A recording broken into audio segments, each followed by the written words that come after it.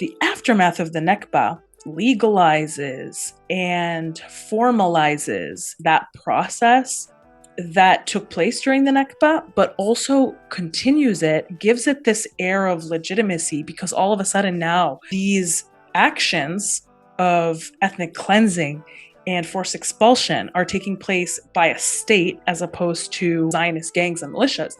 You have the state taking a number of measures to ensure that Palestinians continue to be expelled from their land, that Palestinians who were expelled are unable to come back, and that the land that is left behind is immediately taken for the state and redistributed to settlers arriving from other countries. I think the first law was like, honestly, fuck Palestinians. Okay, literally, you're not wrong. Hello and welcome to episode 34 of the Palestine Pod, the weekly podcast where we break down the latest headlines dealing with Palestine from all over the world and bring you stories, commentary, and interviews with the aim of supporting the Palestinian struggle for justice and equal rights. I'm one of your hosts, Lara E. You might know me from Instagram as @GossamGirl, and I'm joined by my co-host, Mikey B. What's up, y'all? Mikey B on TikTok, Michael Schertzer on Instagram. And you can call me Mikey Intifada if you think chasing the Israeli ambassador out of a public meeting is terrorism, but chasing people out of their houses is A-okay. Yeah, they're really sensitive about that. You know, they want to commit ethnic cleansing and they want to be an apartheid state, but they also want to be received with open arms and a celebratory applause everywhere they go. And it's like, you can't have it both ways. Yeah, they want to murder people and be left alone. Yes. Yeah. Well, tough luck for them. Before we get into today's episode, please like, comment, and subscribe if you hang out with us on YouTube. And if you're listening on a podcast app, subscribe and leave a review. As always, you can find our full episodes and sources on PalestinePod.com. And if you want to get involved in the conversation, feel free to reach out to us at PalestinePod@gmail.com and give us a follow over on Instagram at the Palestine Pod. We're also still going strong on Patreon, so if you love the Palestine Pod and you want to support us, join our Patreon where you get early access to all Palestine Pod episodes every week, an additional 1 to 2 podcasts per week, including our latest podcast that we call the Patreon Pod. It's a little more laid back, politics, Palestine, pop culture, you get it all. And we are still hosting our monthly Zoom happy hours with our Patreon subscribers only, so really exciting stuff. Check it out on patreon.com/PalestinePod. Yeah, it's just us today. Solo. Back to basics. We've got some amazing guests in the next couple of weeks. Truly. It's going to be fire. Yeah, I'm really looking forward to the next 2 months. It's going to be great. Thanks for listening. If you made it this far, episode 34, and you're an OG. Somebody said I could listen to Lara talk all day. And I was like, you could play episodes 1 through 24 and literally do that. That's pretty good. And then you could play episodes 25 to 50 and listen to me for 2 days when we get to episode 50. We're getting there, though. I was like, wait, we're on 34. We're getting there. Type of math you on. We're getting there. We're getting there. Yeah, we will be at 50 pretty soon. We'll be at 50 pretty soon. I think last time I checked, we were at 60,000 downloads. Yep. Which is amazing. And again, thank you so much to everybody who listens every week and who makes us a part of your routine. And shout out especially our Patreon crew. Yes. You know, rocking with us behind the paywall. Yeah. Things get a little more personal behind a paywall, you know, so. Yeah, it's been a very rewarding and educational and challenging ride, I think. For me personally, like it's pushed me to like learn more and to be consistent, and yeah, I mean, it's like what Max was talking about, right? To keep showing up. Keep showing up. To keep showing up mentally, to keep showing up physically, Yeah. to keep showing up emotionally, all of that. The main thing I wanted to talk about today is we're going to go back in history a little bit. We've been covering a lot of news, a lot of current events, been doing a lot of commentary lately on what's been going on. And sometimes I think it's helpful to go back in time to kind of get an understanding of why we are where we are today and how we got here. There's a lot of historical bits that are, sprinkled throughout the Palestine Pod episodes, and we talk about a lot of the really sort of turning point events in Palestinian history, certainly in the last 100 years, that really mark the gradual loss over time of Palestinian land, the erasure of Palestinians as a people with rights as a collective, and the establishment of the settler colony in its place, the support for the settler colony by outside forces, initially the British and then the US. And so these are all themes that we visit time and time again on the show. But today, there's something that I was recently reading up on in preparation for one of our upcoming episodes, which probably is the episode I'm most excited about. We're going to be in conversation with Professor Noura Harakat in a couple of weeks. And so, of course, I was rereading her book because I read it the first time when it came out, right when it came out, and there's so much in there that I really wanted to have it fresh in my mind. So I was going back and I was looking through it, and I realized we haven't actually covered the aftermath of the Nakba.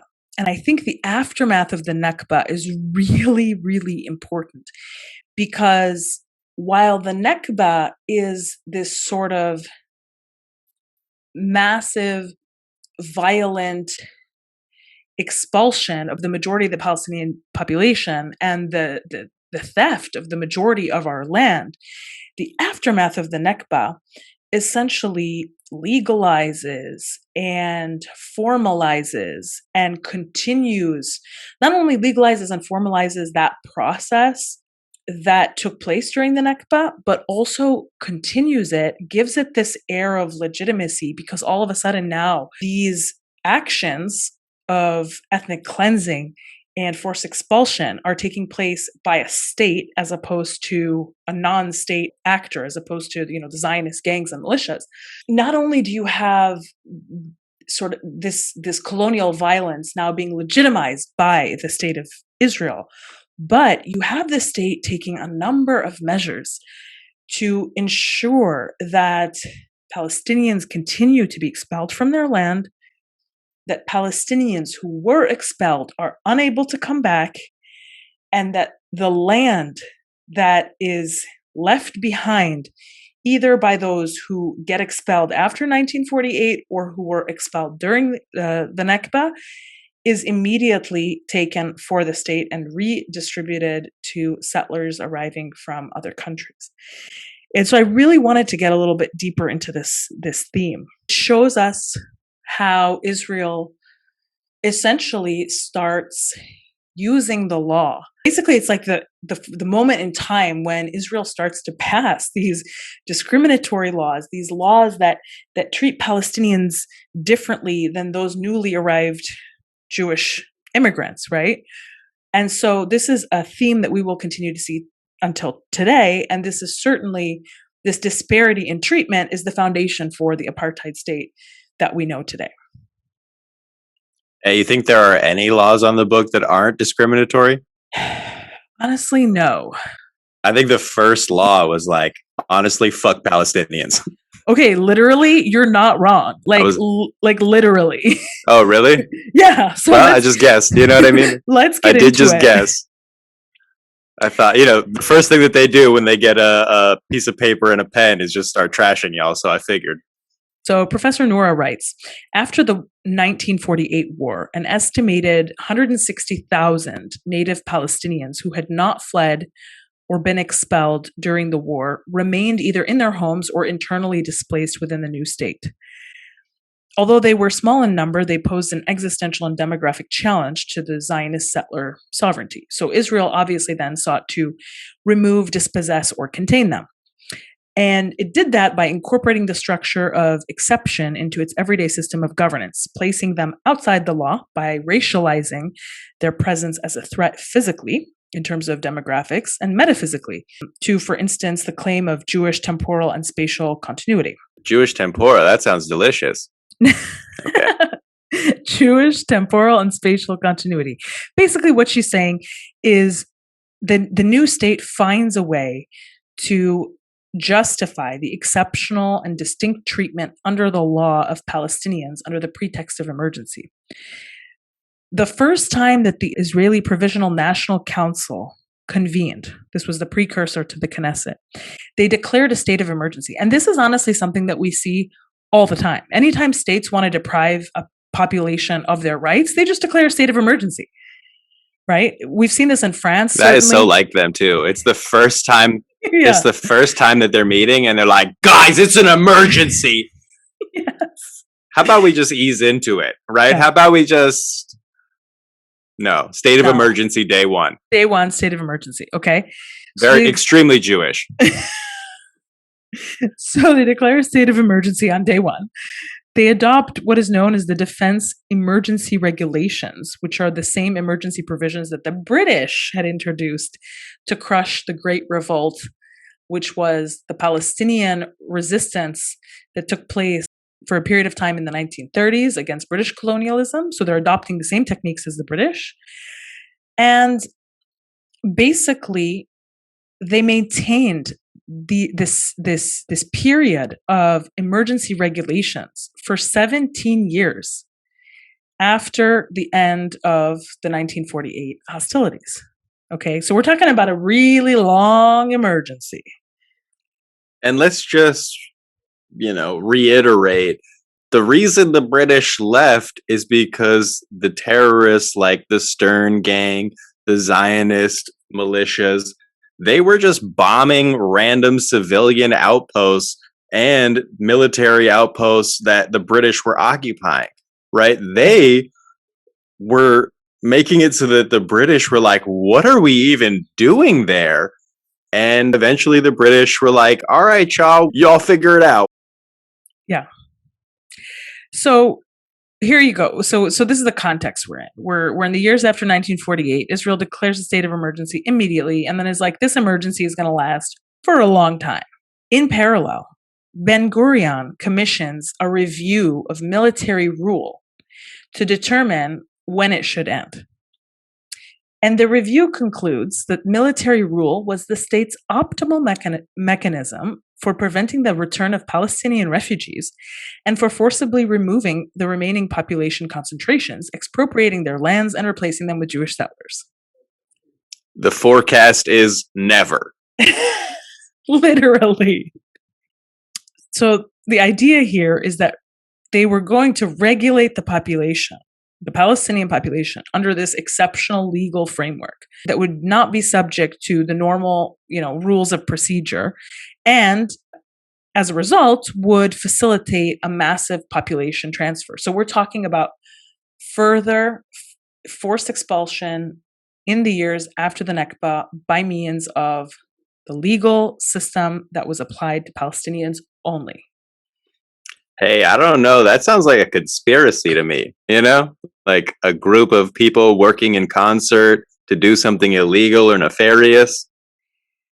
Yeah, it literally is, because Ben-Gurion himself said, and I quote, "The military regime came into existence to protect the right of Jewish settlement in all parts of the state," end quote. So basically what you have here is Israel using the emergency regime to advance settler colonialism and its settler colonial ambitions, right? From day one. This is not something, again, people often talk about post-67. People talk about the occupation of the West Bank and Gaza. People talk about, 2 states. People talk about the Oslo framework. And, we should just go back to trying to implement what was agreed to in the 90s.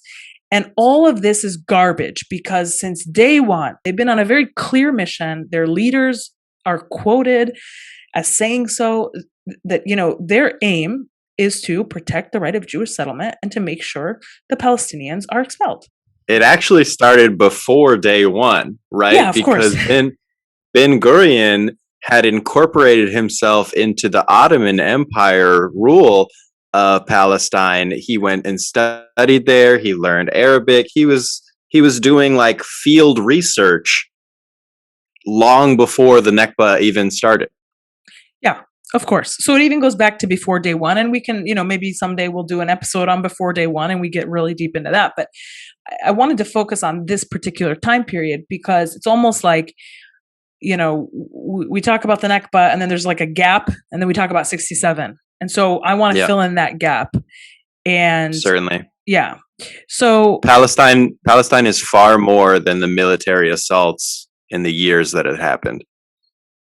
For sure. And there's a lot of resistance that is taking place in these moments where nothing is taking place necessarily on a large scale militarily, but things are still happening and rights are still being violated.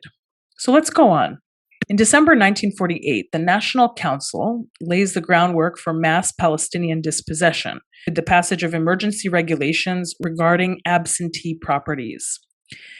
Okay, this absentee properties law is diabolical. For the layman, let me spell it out. It works like we kicked you out of your house, you left because you didn't want to die, and now the house belongs to us. That's the law. The house belongs to us because you're not back here, and you're not present. You're not present, and we won't let you come back. Yeah, why aren't you present? Oh yeah, we kicked you out. We won't let you come back. And we won't let you come back. And we won't let you come back. Yeah. So basically, but it belongs to them now. Yeah. And that's the law, folks. That's the law.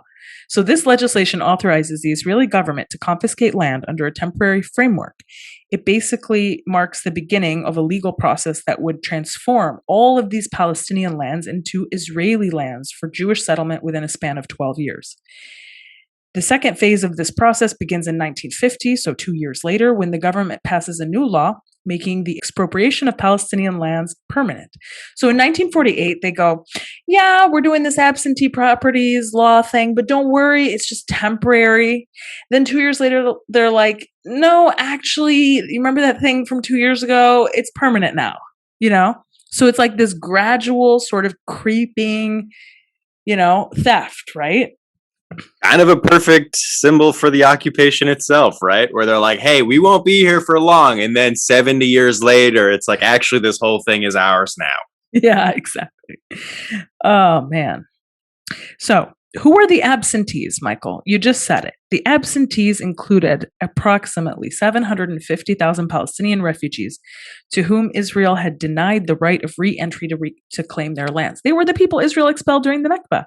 And they're now languishing in refugee camps in Jordan and Syria and Lebanon. And they're like, we want to go home. And Israel's like, yeah, no, you can't. Oh, and by the way, your land is absentee land. So now it's ours. Yeah, there's a nice new family from Florida living in there. So you can't come back, you see. The absentees were also those who had remained on their in the land of Palestine, but were internally displaced people. So can you imagine being like 5 kilometers away from your house and not being able to go back and then being declared an absentee and you're like, I'm literally right here? There was that very powerful image of that woman side of her home that was stolen from her like a long time ago and then is in a wheelchair now. I'll put up the picture because I just did a terrible job of describing it. I know what photo you're talking about. So what's crazy is like, every Palestinian has a story like that or a photo like that. I was browsing Facebook the other day and I see a photo posted by my great aunt who is married to my great uncle, who's my great uncle by marriage. And his family is from... That is how great aunts and uncles work, yes. His family is from 48, like only from 48, not from Gaza at all. And a few years ago, they took their grandchildren and children on a trip back to Palestine. They managed to take like a family trip, and they actually went back to the grandmother's house of my great uncle. the mother and the grandmother's house of my great uncle. And they were standing outside of it, and they took a similar picture, and they're all pointing at the house, smiling like, this used to be our house. I'll give you the picture. You can throw it up here. And it's like, what is this reality? Like, what is happening? These people It's are all truly still, wild. they're still alive. Their kids are still alive. Their grandkids are still alive. And they're all there. They're just like, this is our house. And that's as close to the house as they can get. Like, they can't go inside. I mean, the person who now lives there certainly doesn't want them like poking around, you know? Well, I don't think anybody wants anyone inside their house. And that's kind of the point, right? That's kind of what started this whole thing is like, Yes. the people who are inside the house used to be outside the house. Yes. Right. And now the people who used to be inside the house are outside the house. Oh, man. And it's all because of some legal framework from a totally illegitimate apartheid state. Okay, let's go on. So we've talked about the first phase where they're like, it's temporary. Second phase where they're like, just kidding, it's permanent. There's a phase 3. The third phase of the legal transformation process. It haunts you in the afterlife. That's like phase 4. No, the third phase is the state's attempt to seize the properties of non-absent Palestinians. The tactic here is they use the emergency powers, right? Remember, we're in a state of emergency for like 1 billion years. And they say that certain Palestinian lands could be declared, quote unquote, closed areas at the discretion of the military for security reasons. And that's how they end up stealing land of Palestinians who are still there. And so this has numerous consequences. Professor Noura writes that this prevents Palestinians from cultivating their agricultural holdings, rendering those areas as wastelands. And once something becomes a wasteland, Israel passed another law to seize wastelands. They just make up whatever they want to allow them to take the most amount of land as possible from the indigenous population. Hey, you remember when you used to play board games with like your nephew and he would cheat and you'd be like, you're cheating. And he'd be like, no, I'm not. You know what I mean? No, I'm not. I'm just winning. This is how I just win. This is how I play. Yeah. Yeah. This is my game. He would have like all these rules that you didn't know about, you know? Yeah, like secret rules. Hey. I remember another instance where the military declared a certain like Bedouin village a firing zone, whatever that means, right? Like a fire. That means they're shooting guns there. Yeah. Like, they don't have to shoot guns there. They decided to. They decided have to. been living there. Yeah. And it's like they knocked down this Bedouin village like multiple times, and the Bedouins just keep rebuilding every single time. Yeah. Hey. They just make it up. It's all made up. It's all made up. It's like, whose line is it anyways? Like, the rules are all made up and the points don't matter, you know? Yeah, exactly. So what are the consequences of this in the first years? So from 1948 to 1953, the 5 years following the establishment of the State of Israel, 350 out of 370 new Jewish settlements were built on land owned by Palestinians. That's like basically the whole thing. You're settling on our land. By 1954, more than 1/3 of Israel's Jewish population lived or worked on Arab absentee property. Yeah. It's just little by little by little, right? I would say lot by lot by lot. Yeah, or that. Yeah. And that was actually a double entendre. It didn't even mean. Professor Noura gives the example of the villages of Iqrit and Kufr Bir'im in the Galilee. She writes that Israel forcibly removed the villagers in the fall of 1948, declares them present absentees. Okay. Then the areas were declared closed areas, and then the lands were seized and given to Jewish settlers. So Israel goes through this whole process that we just described. The Palestinian villagers then use the Israeli legal system to file for the right of return to their homes. The villagers from Iqrit won their case, and the Israeli Supreme Court issues a return order in their favor to the Minister of Defense. But the Minister of Defense is like, nah, I'm not going to enforce this return order. And he ordered the Israeli army to demolish the village instead. So the army destroyed the village on Christmas Day in 1951. I know. On Christmas? On Christmas. On Christmas, which actually, just so you know, like many of those Palestinians that were in those villages are Christian. Yeah, like Bethlehem, like legit like the Galilee, Christians. like literal, like the first Christians. Like the descendants of Jesus. Like the descendants of Jesus. And the state of Israel is like, let's go ahead and take this holiday and desecrate your village. Yes. They really like hitting people on holidays. You ever noticed that? Yeah. They stormed the Al-Aqsa Mosque on Ramadan. Ramadan, exactly. Yeah, May was Ramadan. Like it was like they were dropping bombs on Gaza during Eid. Like it was Eid. Yes. They love destroying somebody else's celebration. I think that's a tactic of psychological warfare, where you don't even allow people the opportunity to enjoy the basic things that they could reprieve them from this hellish landscape they, currently enjoy. Right. The Supreme Court's like, yeah, you guys go back. The Minister of Defense is like, no, fuck that. And then he orders the army to demolish the village, which they did on Christmas. Okay.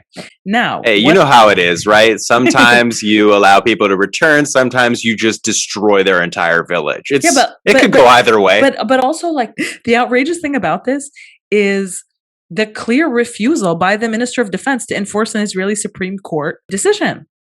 I mean, that's not how a democracy is supposed to work. There's supposed to be a balance of powers. There's supposed to be a judicial branch, an executive branch, a legislative branch, and everybody has their role. And you have to honor the decisions that come out of the other branches insofar as that is their power that is granted to them under the Constitution, under the, the structures of your state. It's insane to me that you can engage in this type of like rogue behavior, right? As a Minister of Defense and just be like, nah, that doesn't matter. I'm just going to decide, right?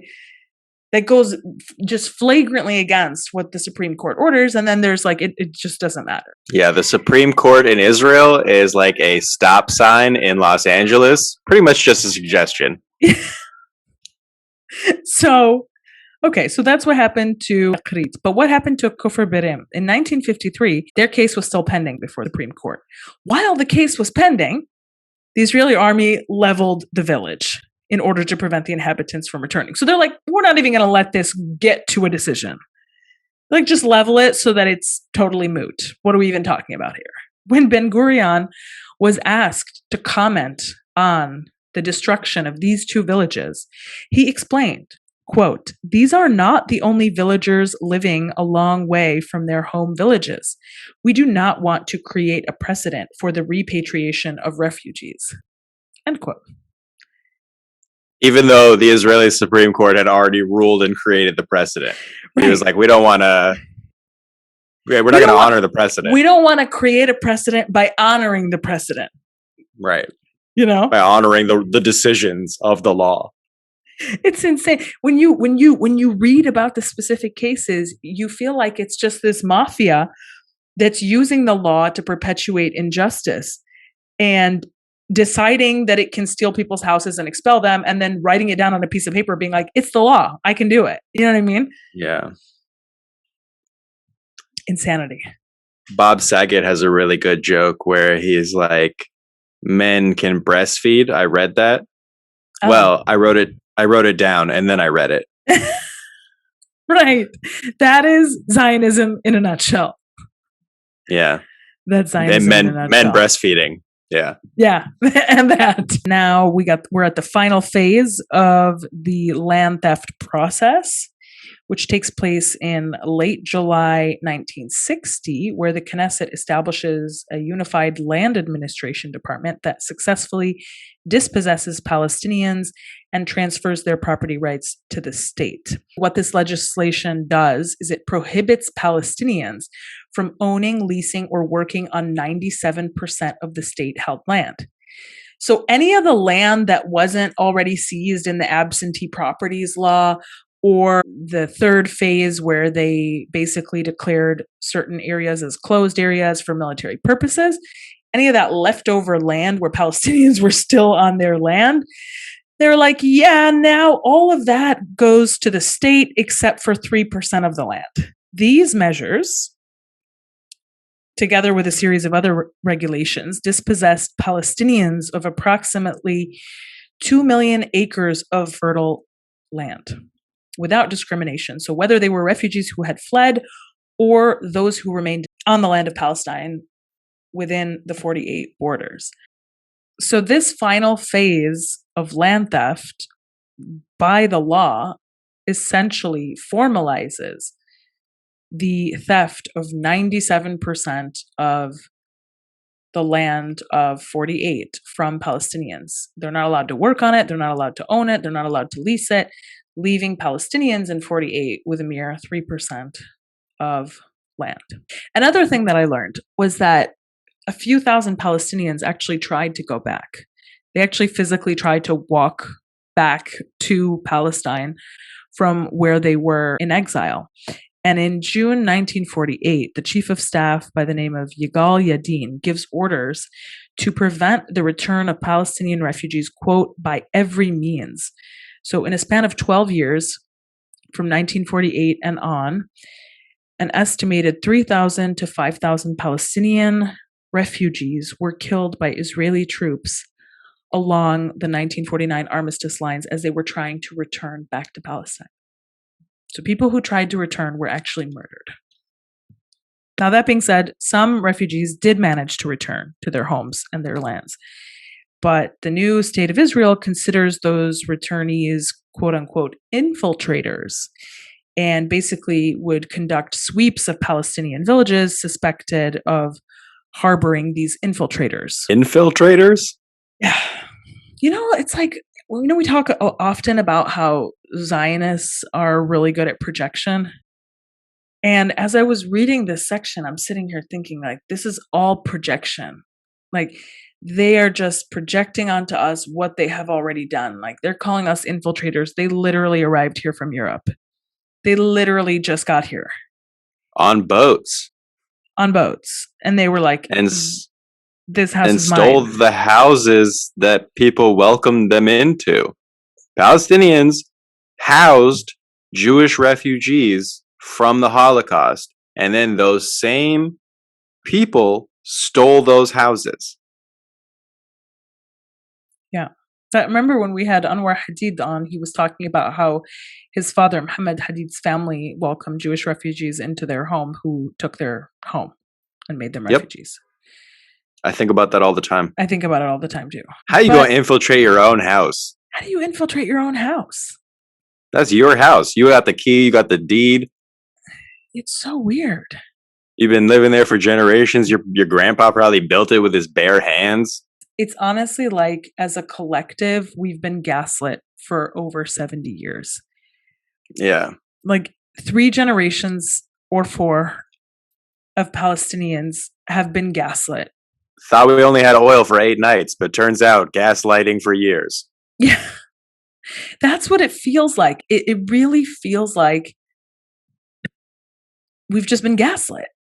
We've just been sold this bizarre reality that we have to just like accept, that denies us all of our rights. And if we try to challenge it in any way, we're called terrorists. So it's like, okay, so where do we go? What do we do? Where do we stand? Where can I sit here? Like, And that is what we call democracy. Yeah, exactly. Obviously, the apartheid state continues in its attempts to regulate this question of refugees.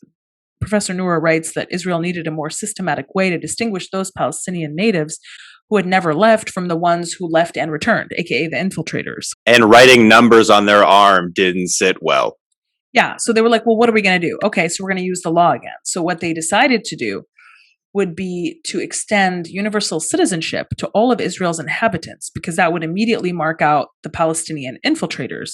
But they were like, ooh, but that's also a problem, because then we're not going to be treating the Jewish Israelis with privilege, because if these remaining Palestinians get citizenship, then they'll be equal.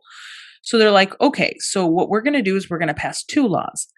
First, the law of return, which was passed in 1950, and then the Nationality Law, which was passed in 1952. So what do these two laws do? The Law of Return creates this category of Jewish nationality, which entitles Jews all over the world to immediate Israeli citizenship and financial benefits as soon as they arrive in Israel. We've talked about this before extensively. If you're Jewish anywhere in the world, you can show up tomorrow and they'll give you a passport. They'll probably give you an apartment. They'll give you some cash. They'll give you subsidized housing. If you want to go live on a settlement, even better. Your kids will get free education, all sorts of things. Yeah, it's like being a high roller in Vegas. Yeah, but you're on a You settlement. show up and they're like, we've got a bunch of other people's shit for you. Exactly. Okay, so what does the Nationality Law do? The Nationality Law repealed the Palestinian Citizenship Order of July 24th, 1925, which was a regulation of the British Mandate that had granted both native Palestinians and Jewish immigrants the status of citizens and nationals of Palestine. The Nationality Law makes it so that all those people that were nationals previously of Palestine all of a sudden no longer have nationality. They were denationalized, okay?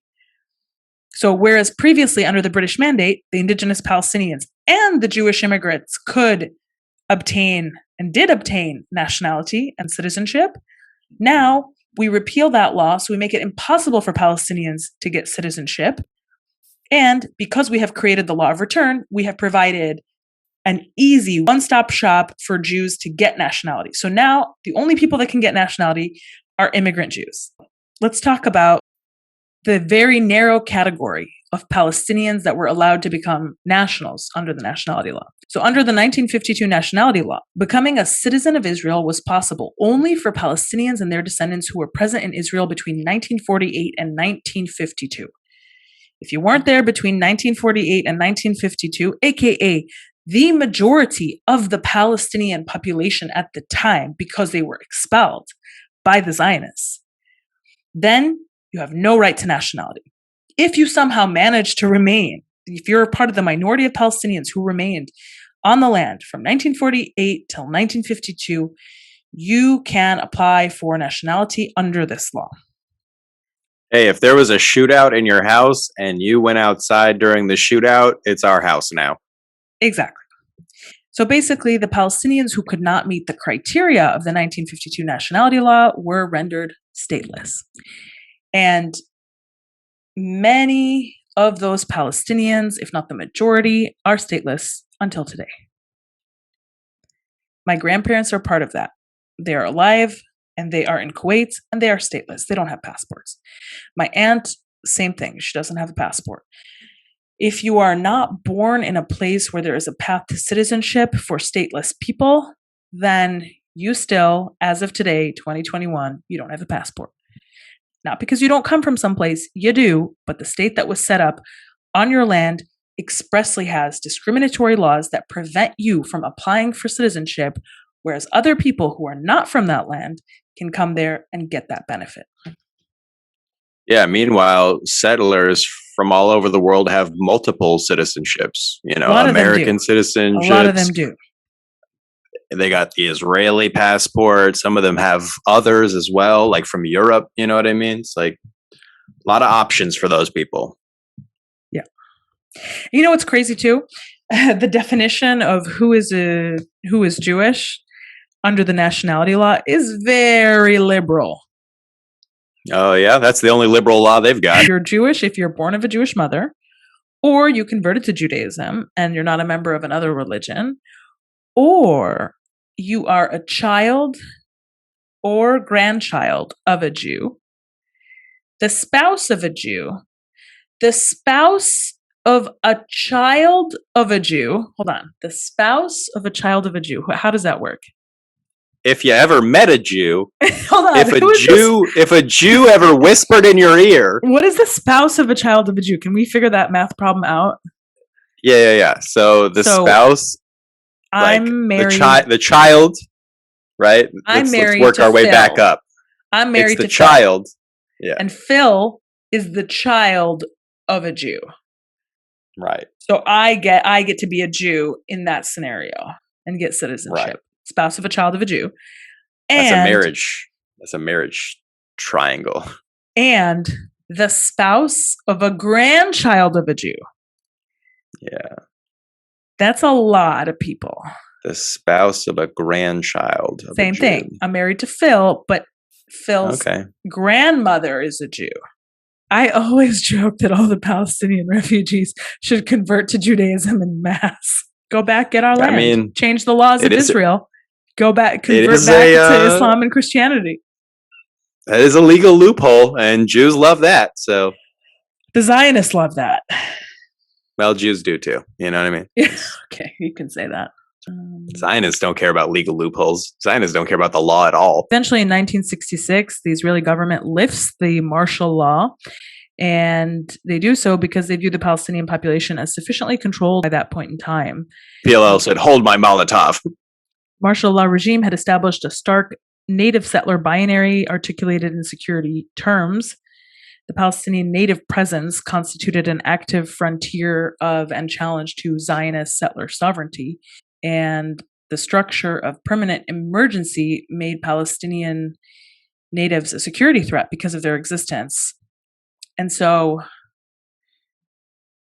this is, again, something that we have seen before. Professor Noura speaks about how in British imperial practice, the ability to define a national threat and declare an emergency is within a sovereign's exclusive purview. And Israel successfully declared an 18-year national emergency and oversaw a military legal regime that ensured the forced exile of refugees and the removal and dispossession of the Palestinians that remain. When we speak about an ongoing Nakba, it's very much an ongoing Nakba because the measures that are taking place at the level of the state continue in the aftermath of 48. And by the time the state of emergency ends, Israel has solidified this racialized structure now with all of these laws that we've just spoken about. So now this system of segregation, discrimination, racism is embedded into the civil law framework. And it ensures Palestinian exclusion from state benefits and from being really full citizens as to the ones that remain. Last thing is that 1 year after dismantling the military regime that subjugates Palestinian citizens of the state in 1948, Israel applied the military regime to another set of Palestinians, aka those residing in the territories that Israel had not conquered in 48, but would conquer in 1967. So they end the state of emergency in 48, and they go, actually, we're now going to declare a state of emergency over these other remaining territories, which in 1967 they would invade and occupy until today. And we got to remind people, it was not a defensive war. We spoke with Miko Peled, son of General Madi Peled, who had the minutes from the meeting notes where they talked not about a threat at all. The word threat did not come up. They talked about opportunities. Yeah. So I hope that was helpful. I hope that clarifies, this period of history. And I hope people are outraged because this is what this state was founded on. In my anti-war days when I was on my college campus protesting the wars in... Are you pro-war these days? No, but I'm not. I'm not out in as many rallies protesting the occupations of Iraq and Afghanistan. We had this slogan that we would chant at our rallies on my college campus, and it's "No justice, no peace." And I think what we covered today is a perfect illustration of why there will never be peace so long as Palestinians continue to be expected to totally agree with their expulsion from their land and their deprivation of civil, political, economic rights. And that is, to me, the thing that is probably the most misunderstood when we look at the mainstream media coverage of what's happening in Palestine. They don't understand what the initial injustice is. They don't get it. It's never provided as context for their reporting. And so because they start the story in a place where you're missing that context, you fail to understand the injustice that has taken place, why Palestinians are upset, and what are the rights that we have been deprived of and that we continue to be deprived of. And so long as that context is missing, people are not really going to understand what's at stake and what needs to change. It's very much an applicable slogan to this situation. If there's no justice, there will be no peace. And the injustice has been ongoing for many, many, many decades. And it, as we have seen today, is taking place in a creeping manner, just enough so that the world isn't so outraged as to put pressure on Israel to stop, but also just enough that they are able to continue to make gains in the establishment of their settler colony and the entrenchment of the settler colony. And that's the situation that we have today. You went and did an in-depth expose in your wheelhouse, which is the law. Let's bring it over to where I'm relevant. On TikTok, there is a former TikTok moderator who says that workers were told to leave up videos that would be positive for Israelis, but to take down videos that shed light on the Palestinian narrative. It was printed on abc.net.au, which is an Australian broadcast network. Interview was done by Hack. That's the name of the outlet. So the former moderator has given Hack a unique and exclusive insight into the company's notoriously secret processes around deciding what ends up in a user's feed. It is her personal account of what went on. This whistleblower actually adds to the growing accusations that the app is using its powerful algorithm to silence political movements. So in 2020, an individual by the name of Ghadir Ayed, who is an Iraqi person living in the UK. I don't know why they said an Iraqi person like that. You know what I mean? Was going to say, did you say that? Because that's so awkward. No, I didn't. That's the verbiage from the article. They could have just said she's Iraqi. Can you imagine an American person, a French person? So weird. Like they just had to clarify that she's a person. Anyways. Right. We wouldn't have known because she's just Iraqi. An Iraqi person living in the UK was looking for work through a jobs agency in London and didn't even have TikTok on her phone. But she ended up getting a role as a TikTok content moderator in the Arabic language team based in London in December 2020. A few months earlier, TikTok moved its moderation teams from China and made them, quote, region-oriented, meaning staff assesses content from particular areas with their own policies in the relevant languages. Ghadir said her team of around 50 staff was moderating content from the Israel and Palestinian territories and was a combination of Arabic and Hebrew speakers. She said they were known in the company as the Israel team. Interesting. When I first started, this is a quote, when I first started, there were a lot of music videos, there were fashion videos, and there were a lot of videos regarding Palestine and Israel's situation, she told Hack. Ghadir said the moderation process happened in two stages. In the first stage, videos are moderated by an independent group, so it's not moderated by TikTok moderators because sometimes there are really sensitive videos, such as violence or sexual videos that we can't be exposed to, she said. Although videos were supposed to be filtered through external moderators before reaching TikTok staff, that's not always the case. So with regard to moderation of Palestinian content, 5 months into Ghadir's job at TikTok in April 2021, the violence escalated, the worst since 2014. One difference during this violence was the use of TikTok as a key battleground to control the public narrative. At that time, a video reportedly of Arab teenagers in East Jerusalem slapping 2 Orthodox Jewish boys on public transport went viral on the app. Israeli police arrested more than 50 young Palestinians, alleging they shared the video, and 2 teenagers accused of being involved in the incident. Israeli security services said the TikTok video created motivation for more violence between Jewish extremist groups and Palestinian people, but the extent to which the app played a role in what occurred is unclear. Also, the neighborhood of Sheikh Jarrah was being ethnically cleansed, and an Israeli court was considering forcibly removing Palestinians from their home. The weeks of violence which followed led to multiple injuries and death. Israel carried out hundreds of airstrikes in Gaza. Yadir's team had to moderate TikTok videos based on policies created by senior staff within the Israel team.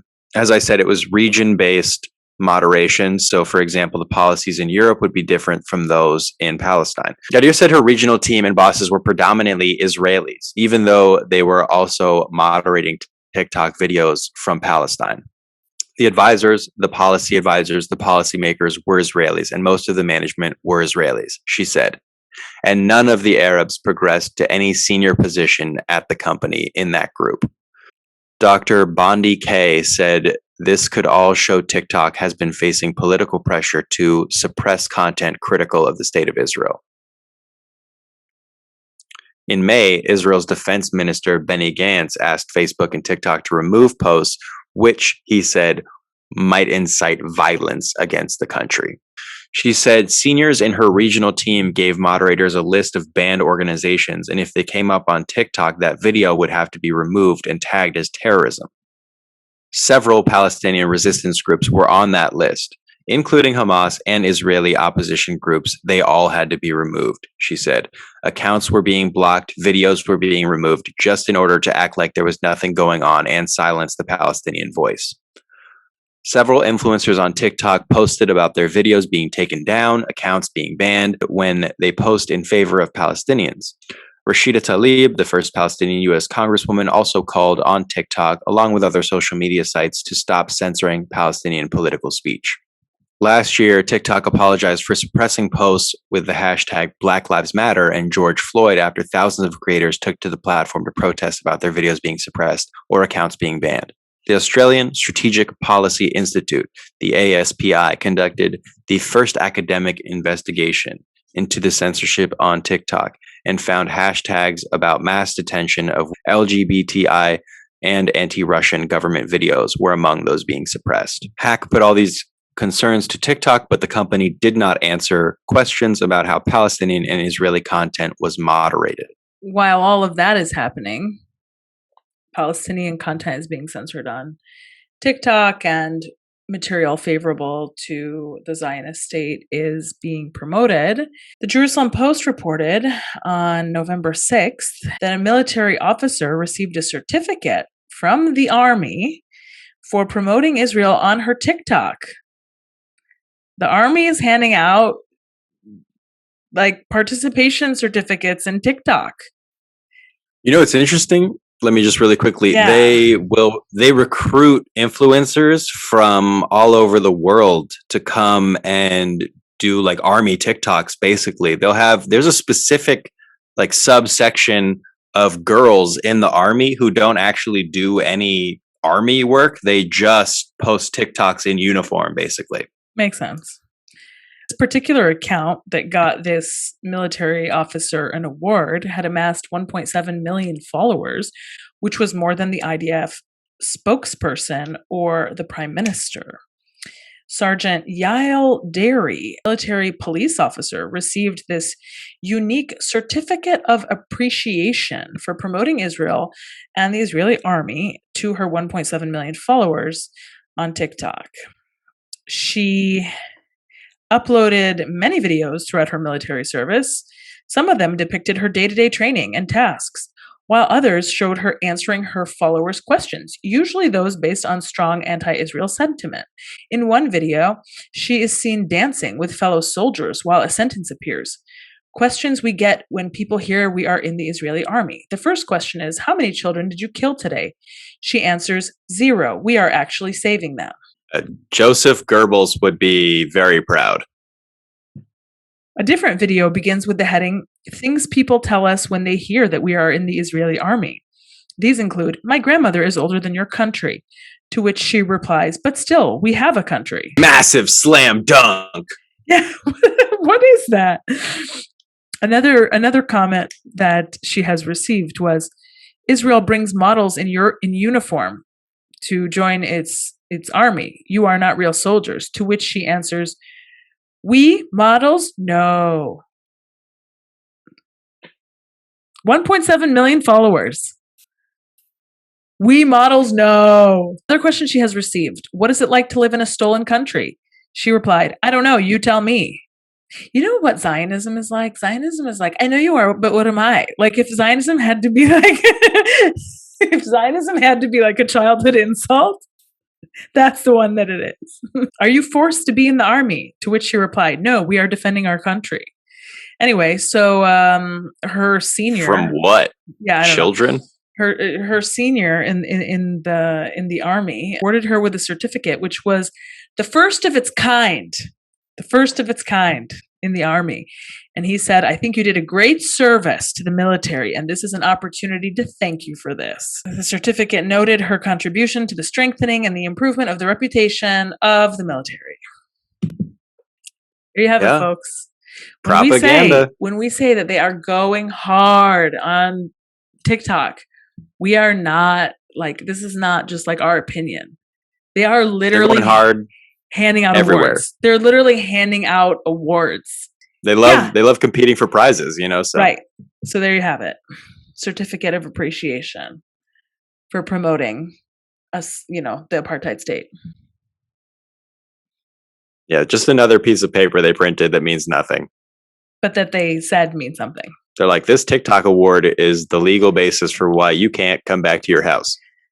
Exactly. This TikTok award. What a bunch of Looney Tunes. Folks, that's been another episode of the Palestine Pod. Thank you all so much for listening and engaging with us. Please follow us on Instagram at The Palestine Pod. Check out our website and sources at www.palestinepod.com. Send us an email at palestinepod@gmail.com and check us out on Patreon at www.patreon.com/PalestinePod. Let's go. Thank you all so much for listening. Have a great day. What's the word I'm looking for? The outrage of the law. Okay, words. Air.